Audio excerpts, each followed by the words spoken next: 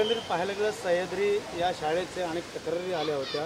काय एकंदरीत विषबाधा झालेल्या मुलांसंदर्भात काय पाऊल उचलले काय आज माझ्या ठाण्यातल्या पक्ष कार्यालयामध्ये या विषबाधा झालेली जी मुलं आहेत त्यांचे आईवडील भेटायला आले होते आणि त्यांनी ज्या काही गोष्टी सांगितल्या त्यानंतर आज आम्ही शाळेत आलो होतो. सगळ्यात पहिलं गेल्या महिन्यामध्ये एका मुलीला तिला जे जेवण आलं होतं त्याच्यामध्ये झुरळ होतं.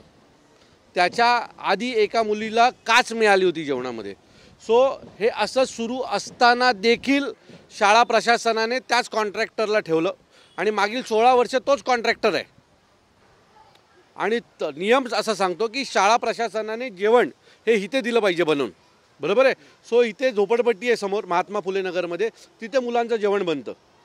जी मटकी त्यांना खायला दिली होती ती मटकी त्यांनी त्यांच्या घरी फ्रीजमध्ये ठेवली होती.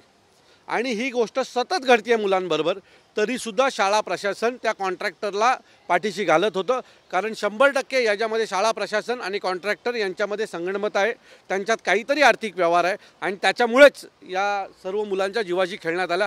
आज दुर्भाग्याची घटना अशी होती की प्रिन्सिपलनी जो कॉन्ट्रॅक्टर आहे, जी लेडी आहे जी हे सगळं जेवण बनवते, तिला कॉल केला आणि आमच्यासमोर स्पीकरवर टाकलं.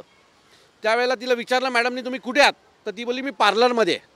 म्हणजे मुलं अजूनही हॉस्पिटलला ॲडमिट आहेत. पोलीस प्रशासनाने तिला अरेस्ट केलेली नाही आहे आणि त्याच्यानंतर मुलं हॉस्पिटलमध्ये आहेत आणि ती बाई पार्लरमध्ये बसली आहे. सगळे पॅरेंट्स त्याच वेळेला भडकले की माझी मुलं या बाईमुळे हॉस्पिटलला ॲडमिट आहेत आणि ही बाई पार्लरमध्ये बसलेली आहे. सो यांना थोडा देखील दुःख नाही आहे. सो जर या महिलेला, हे जो कोण कॉन्ट्रॅक्टर आहे आणि जी जेवण बनवणारी महिला आहे, त्यांना जर अरेस्ट झाली नाही तर परवा आम्ही सगळे पॅरेंटला घेऊन त्या महिलेच्या घरी जाणार आणि दुसऱ्या दिवशी शाळा प्रशासनावर येणार.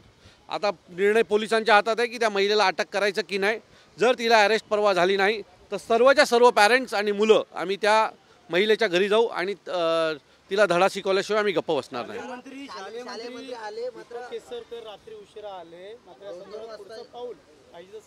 मला वाटतं की शालेय मंत्र्यांनी जर त्यांच्या शाळेमध्ये अशा गोष्टी होत असेल, पोषक आहार हा एका चांगल्या उद्देशाने काढलेली गोष्ट आहे ना, मग त्याचा जर गैरफायदा होत असेल तर मला असं वाटतं की याला दोषी शिक्षण मंत्री पण आहेत.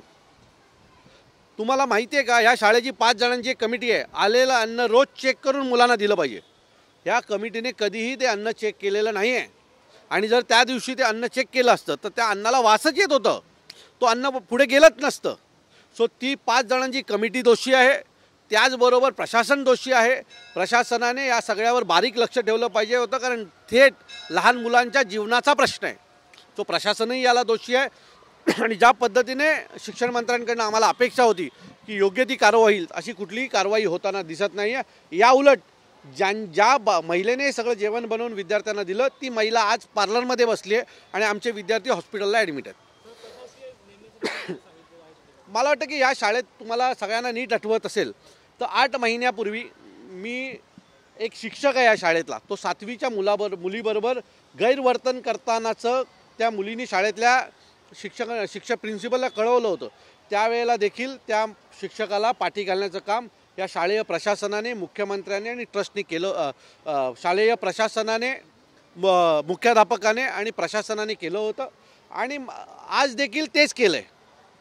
तो मला असं वाटतं की जर प्रशासनाला ट्रस्टीना जर शाळा सांभाळता येत नसेल तर त्या शाळेवर डायरेक्ट प्रशासक बसवा. जसं बदलापूरला झालं तसं इथे करा, नाही तर बदलापूरसारखी घटना या शाळेत एक दिवस घडेल याची मला खात्री आहे. आजही त्या मुलांच्या बॅगा या शाळेतच पडल्या आहेत. म्हणजे एवढं शाळा प्रशासन ढिलं कारभार आहे की मुलांच्या बॅगा देखील जर तुम्ही आता पाहिल्या असतील तर त्या प्रिन्सिपलच्या केबिनच्या बाहेर पडल्यात.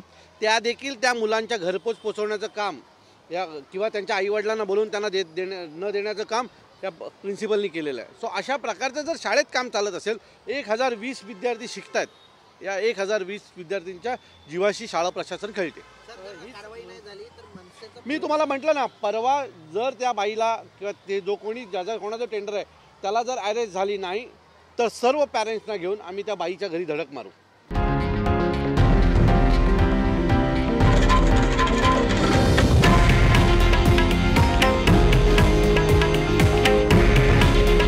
हे आहे देशातील नंबर 1 न्यूज नेटवर्क आणि आपण पाहत आहात TV9 मराठी.